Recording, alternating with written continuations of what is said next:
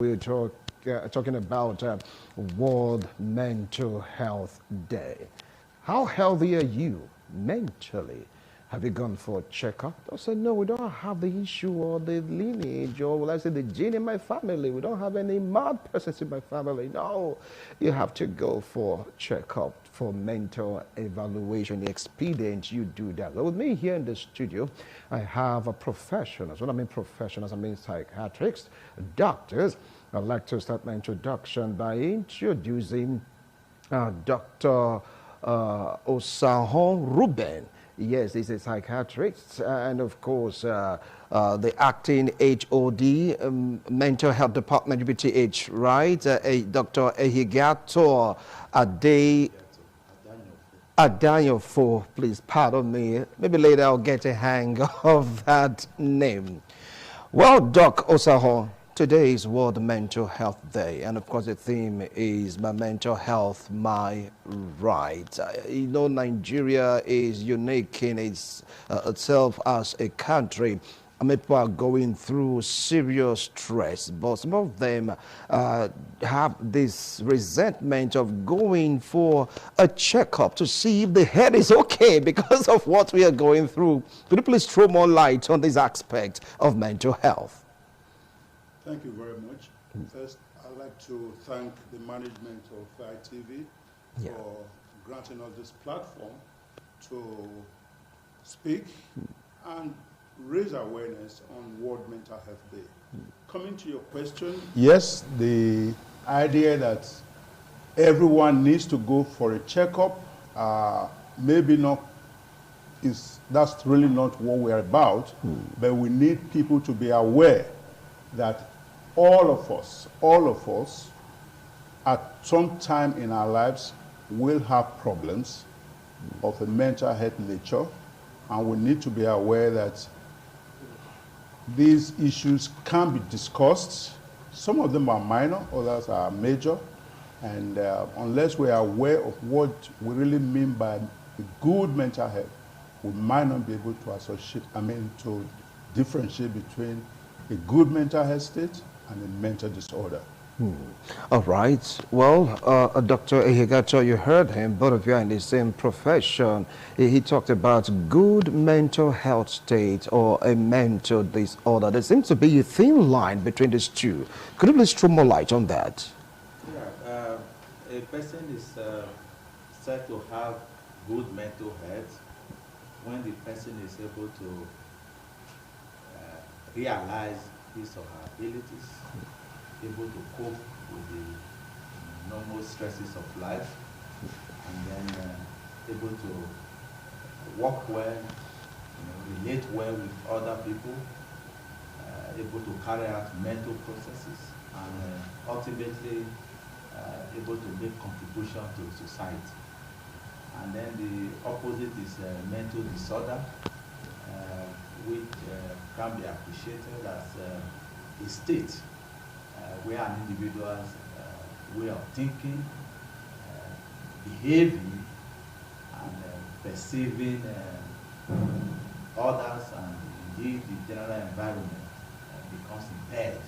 And therefore, the person is unable to realize his or her potential or make contribution to society. In a nutshell, a mental disorder is a state where a person is unable to engage properly with others and the environment and is unable to be productive. Now, if you take a look at some situation about some persons that are having this challenge of mental health, you get to realize that the way they are treated is far, far below the way humans are to be treated. You get to see some persons being chained, being flogged, being ridiculed in the society. This treatment method on this particular set of person, is that the right treatment? Oh, certainly not. We do not advocate or practice that kind of, if you like, very, very backwards method of treatment. We, as professionals, promote a kind of treatment that dignifies the person, that gives the person a good sense of life to be part of the society. So those primitive, if you like, methods of treatment are not part of our repertoire of therapy for our patients. Certainly not. And the way people kind of look down, discriminate against people with mental health problems, we can say is due to stigmatization. And that is, again, one of the issues that we will be talking about and speaking up against stigmatization of mental health as a profession indeed, and people who suffer from mental disorders. And we're talking about stigmatization. Seems to be rampant. You get to hear, hey, don't get married from that family. They have this case of mental instability. How can it be checked, Dr. Higato? Yeah, thank you so much. Stigmatization is a very big hindrance to seeking treatment and indeed treatment. And part of the ways to check stigmatization is to provide information, is to provide enlightenment, is to provide education. Because at the root cause of stigmatization is ignorance. If people are ignorant, society is largely mental health illiterate, and because of that, people are stigmatizing people that have mental disorders. Because we must appreciate that health can be viewed from two angles, physical and mental. But everybody pays attention to physical health. And again, that behavior cuts across every strata of the society. Even the government, even the people, agencies of government, they are all doing things one way or the other to promote stigmatization. Mental health is highly neglected by everybody. For example, just about 4% of the budget for health is devoted to mental health. And that is the beginning of the stigmatization. I mean, it's too small. Extremely small. How can you devote, now health is built into two, physical and mental, and you have devoted only 4% of the budget for for health. You devoted that to mental health. And many government facilities, whether federal or state governments, do not have a mental health treatment center as we speak now. Is that not part of the stigmatization? You know? So again, only recently we got a Mental Health Act after about 65 years of the Lunacy Act. And as we speak now, we are still not implementing the Mental Health Act. And then you look at it. Is it not surprising, appalling, and retrogressive to note that even in the Federal Ministry of Health, we have no Department of Mental Health? Wow. So these are all the neglect, these are all the discrimination. All right. Now, why these lapses? Even the federal neuropsychiatric hospitals, you get to see some disparities. Sometimes I feel like I just can't bring my person here. God forbid he or she is affected by these mental health ailments. They would have preferred taking them to these trado medical centers for treatment. Why is it so? Well, the facilities at if you're talking about the Federal Neuropsychiatric Hospital, they are quite excellent, they are quite appropriate, and they are at par with international standards. However, this same stigmatization that we just mentioned has led over the years to people having some resentment that once you walk into that establishment, there's something seriously wrong, and therefore perhaps an incurable disorder, and nobody wants to be associated with it. Otherwise, the services provided in that institution are standard and of international standard, so there's really no problem with the establishment itself. It is in the mind of the people, the psychological makeup of the people, to kind of resist and resent the services itself. All right? So how can this right now be like, this member talking about the psychology of the people you talked about? Well, this kind of opportunity is important. We need to educate, like my colleague has said, people We need to raise their awareness, educate them, tell them what is available, the possible outcome, which really are very good, and the fact that we are all vulnerable. By the time we are aware that every one of us can, at one time in our lives, be subject to one form of mental disorder or the other, then we begin to accept modes of treatment, seek help from the right professional, and get relief. All right, seek help from the right professional and get relief. Now, we do not advise these persons that want to, take their persons out there to these straddle medical centers for treatment to bring them to the psychiatric center established by government of the day. Yes, that is the right thing to do, because we have passed the era of attributing mental illnesses to spiritism, to taboos, to curses, and so on and so forth. It is now very much known, scientifically validated, that the same way people may have hypertension, the same way people may have diabetes, some people may also develop a mental illness. And indeed, as we speak now, not less than 60 million Nigerians have a mental health disorder. 60 million? Not less than 60 million. Wow. So, the point being that we must accept that mental illnesses are just a normal part of our existence.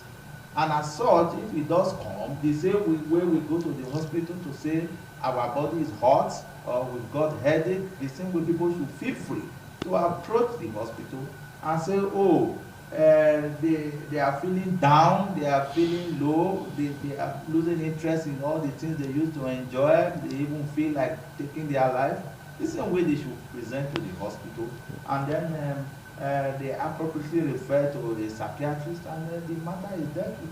I think we need to come to terms with this reality, and if we do that, people will do the right things. All right. Now, some of the opinion that once there is a knock, so to speak, upstairs, that is the end. No cure. Once you go haywire, go gaga, go mad, no matter what, that is going to be that person's state of mind to eternity. What do you feel about that insinuation? Certainly, that is not the correct position. It's again based on it's a misconception which has gained ground. It has lasted so long, but that's because the education was not there. The right professionals to educate people were not available. But now we're here. We have quite a good number of psychiatrists and other health professionals who can attest that, like my colleague has said, mental health is not different from physical ill health. All right? So as you have diabetes, chronic respiratory disorders, all kinds of problems physically which last for long periods. Yes, some types of mental disorder can last for long periods. You may not describe them as curable, but they are manageable. They can be well controlled, and people can live good, fruitful years, productive life, and still have a mental disorder. All right, now finally, before we call it a wrap on this segment, some are saying that mental issues sometimes comes and goes with the rising of the moon. They say, look out for the moon. Once it's up there, change this guy, change that guy. What do you feel about this? Well, it's okay. There are different types of mental illnesses. Yes. And indeed, there is something we may call seasonal affective disorder. So that some mental health conditions may be prevalent in some kind of weather condition. Again, this is not unique to mental health. There are periods where people have cough and catarrh becomes common. There are periods when even malaria becomes common. So I think we must stop seeing mental health differently. All illnesses are the same. They are like that. All the same factors are attendant, the illness, whether physical or mental. So it is correct And it's not an issue of tying anybody down.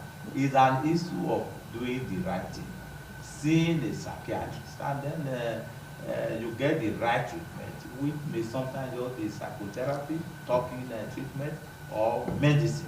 All right, all right. Well, one more question. Some are saying that some people have some what they call active imagination. I mean, how can one differentiate between active imagination and, of course, a state of mental instability? Get to see someone just walking, he or she starts talking to himself, trying to, like, picture one or two things up there. Is that a mental situation? Or just an active imagination? Yeah, imagining things can be a symptom of mental illness, no doubt about that. But by itself cannot be regarded as mental illness. Can be a part of a whole lot more symptoms. Okay, so you have to take things together, because imagining things is like a perceptive disorder. That is the way your senses, the six senses, you can see things, but some people can imagine seeing things that others cannot see, hearing things that others cannot, or even smelling. All right, so those imagination, perceptual disorders, we call them, are there, but by themselves do not constitute a mental disorder unless they are associated with other suggestive symptoms that will make one arrive at a diagnosis of mental disorder. All right, because you hear one saying, the house rent, the school fees, market, subscription. No, those are just talking, that's walking. Those are what you call that, doctor? You got The point is this. Like you said earlier, yes, there's a line between mental illness and mental wellness. Distinct. Again, this kind of question brings to the fore this concept. The thing is this: before you call a behavior a mental disorder, that behavior must cause distress to the person and or others around the person. And very importantly, it must also cause an impairment in psychosocial occupational function. So that is not part of mental health. Yeah. I mean, the school fees, the house rent, baby. Yeah, that's just the point. Nigeria. All right. It's not just to pick a behavior. A mental problem. Yeah. You have to look at it as a holistically. Look, I was like, some of my colleagues, house rents. Takes I want to die. What's wrong with you? Thank you so much, doctors. I appreciate a wonderful analysis. Well, you've heard, then you have to go for psychological evaluation, no matter who you are. 16 million out of over 200 million have this disorder. We're not saying that you're going gaga or going cuckoo, but for the mental health sake, because of the stress the country is like, subjecting one to, you have to really go for checkup. Doctor, don't you think so? I mean, going out for checkup, at least because of the pressure. The pressure can be so insane. Can be really, really insane. What have to say about that briefly before we go finally?